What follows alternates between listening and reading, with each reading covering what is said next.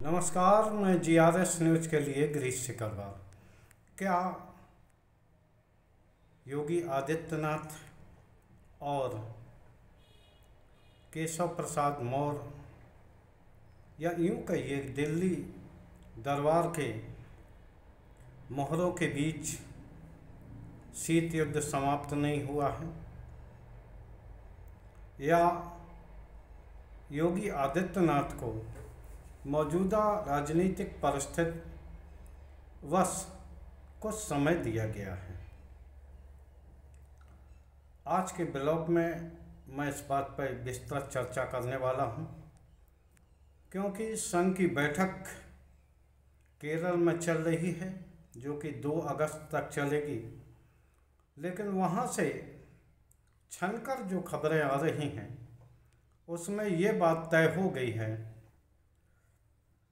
कि नरेंद्र मोदी को भी 75 साल पूरी करने के बाद निश्चित तौर पर मार्गदर्शक मंडल में बैठना पड़ेगा। लिहाजा उनको स्पष्ट संदेश दे दिया गया है और ये भी बता दिया गया है कि वो अपने मन से संगठन के अध्यक्ष के विषय में तय नहीं करेंगे।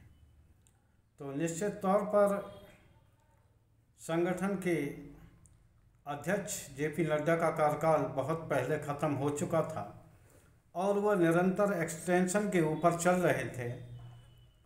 उनके विषय में भी शीघ्र निर्णय लेना है। योगी आदित्यनाथ और दिल्ली दरबार के मध्य खिंची जो तलवारें हैं वो मात्र इसीलिए अंदर गई हैं क्योंकि अभी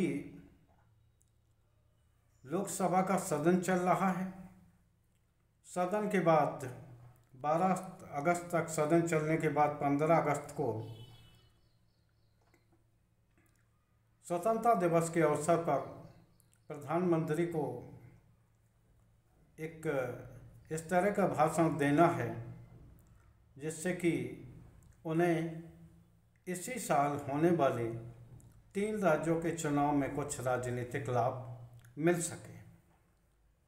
चुनाव भी संभवतः अक्टूबर माह तक हो जाएंगे और नवंबर में उसका रिजल्ट निकलेगा। ऐसा महसूस किया जा रहा है कि योगी आदित्यनाथ को इसी नवंबर दिसंबर तक का मौका मिला है। अब ये देखने वाली बात होगी कि आखिर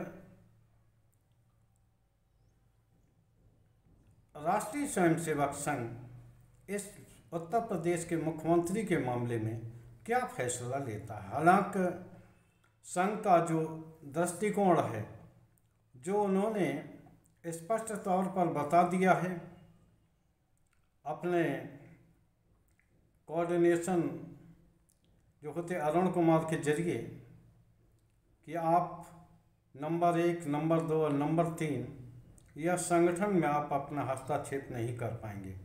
सरकार आप चलाएंगे लेकिन उसमें भी जो ज़रूरी बातें हैं उनकी जानकारी आप संघ को निश्चित ही शेयर करेंगे। हालांकि मुख्यमंत्री के दौरान नरेंद्र मोदी ने कभी भी संघ को कोई भाव नहीं दिया। संघ के निचले प्रचारक के ऐसे रवैये से आरएसएस को परेशानी इसलिए नहीं हुई क्योंकि उन्होंने संघ को तो सुविधाएं दी ही, बड़े बड़े उनके दफ्तर बनवाए और लगातार वो चुनाव जीतते चले गए।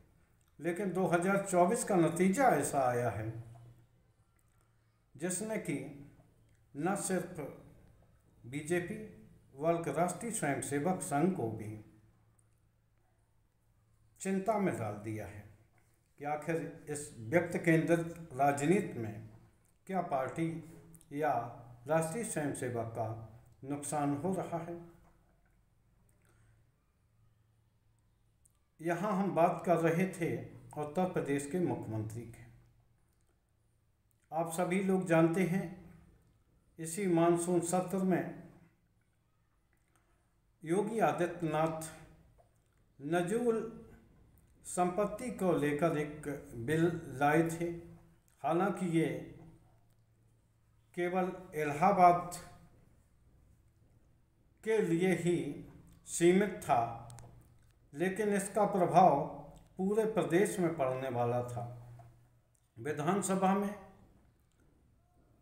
बीजेपी कहिए या योगी आदित्यनाथ के मुसीबत में काम आने वाले रघुराज प्रताप सिंह राजा भैया और यहाँ तक कि वहाँ के विधायक सिद्धार्थनाथ सिंह ने भी इस बात का विरोध किया कि वर्षों से रहे लोगों को उजाड़ने से निश्चित तौर पर परेशानी होगी और सरकार की गलत छवि समाज में बनेगी। लगभग उसी समय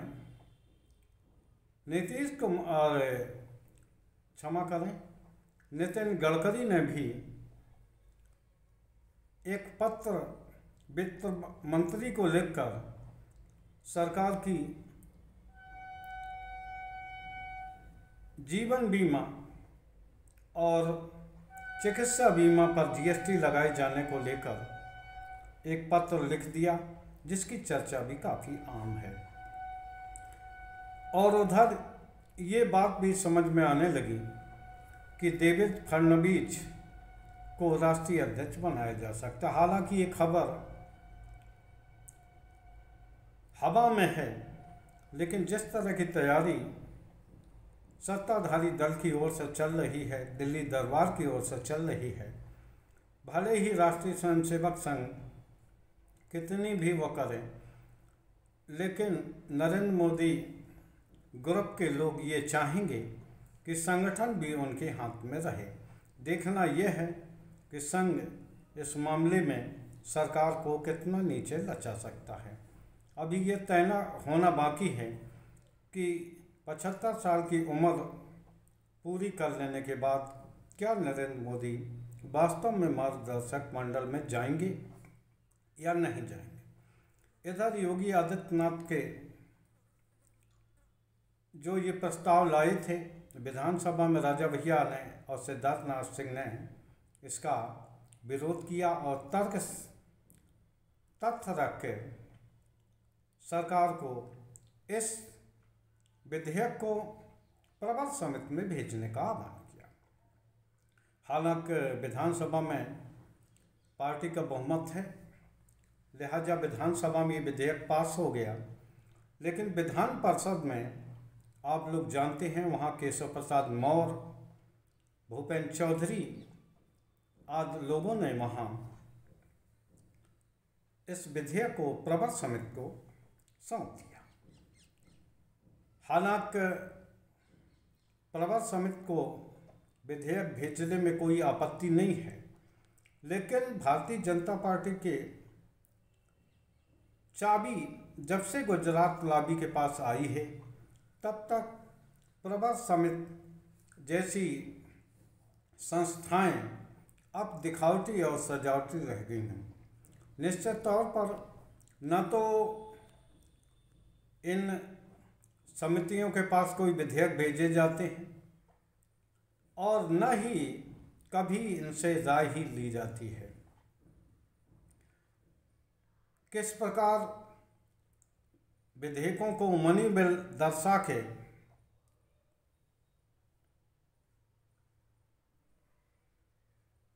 बिना बहस कराए सदन से पारित करने का प्रयास किया जाता है।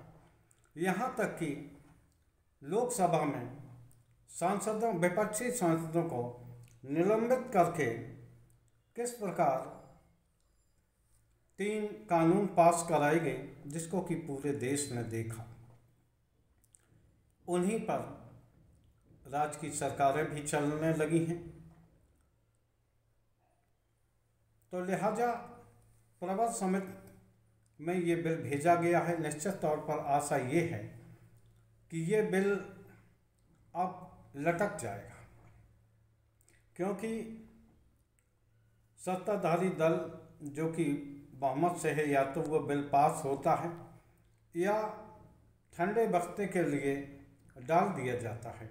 अब देखना ये है कि ये बिल आखिर कब तक कूड़ेदान की शोभा बढ़ाता रहता है।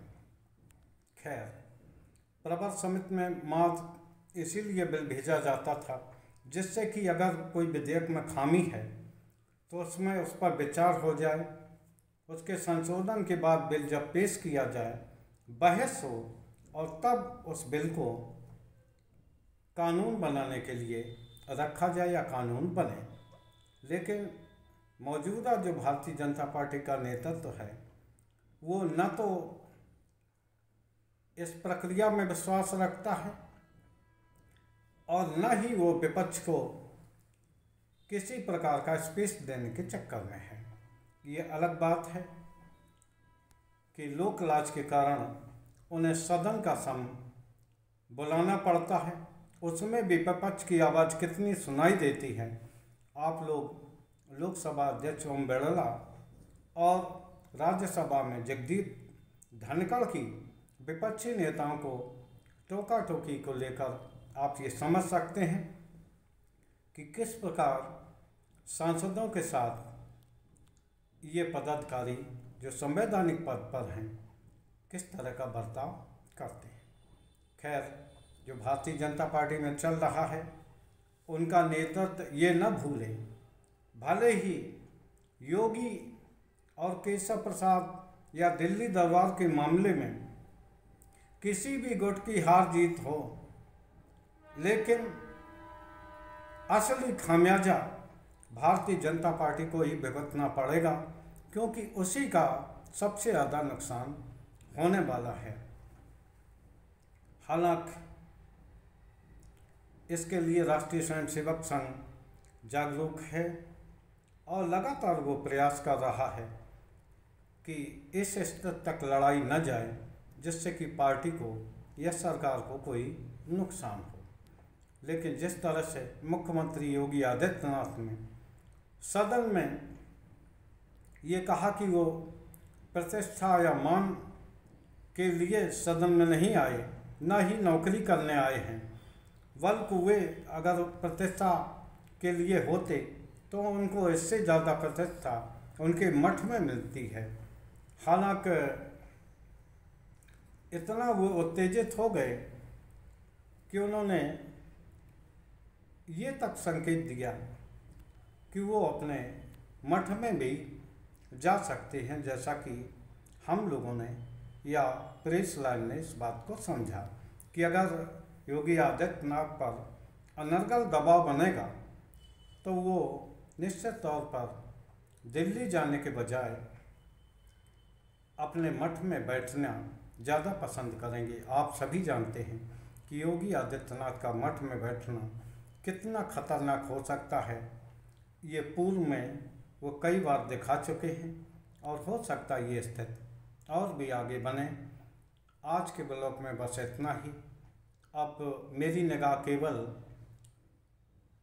राष्ट्रीय स्वयंसेवक संघ और केंद्रीय नेतृत्व जो बीजेपी का है उस पर टिकी है कि वो इन गुटों में सुलह करा सकते हैं या भाजपा की नीयत में अब नुकसान सहना ही लिखा है। आज के ब्लॉग में बस इतना ही। जय हिंद, जय भारत।